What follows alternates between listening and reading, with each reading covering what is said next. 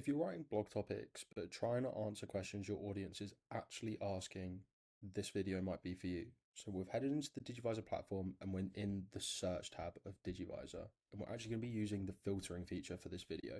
So for the purpose of identifying key search questions from your audience, we're going to filter down to all question words that may be included when asking a question in search engines.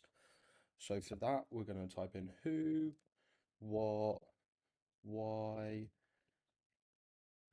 when, how, where, and even do. And what that's done is just given us a view of all the questions people are actually asking pulled straight from Google Search Console. So we've sorted by impressions. So these are going to be the questions that will drive the most traffic to your site. And you're easily be able to pick out these key questions that you should be answering on your site, which is going to boost your content in regards to your audience's intent.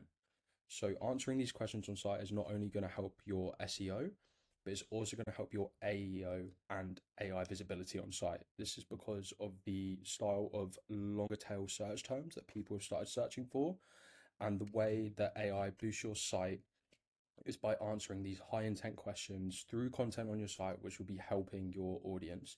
So you can pull all of these out. You can use these to build out blog content as well as social content and start pushing your rankings in both SEO and AEO visibility.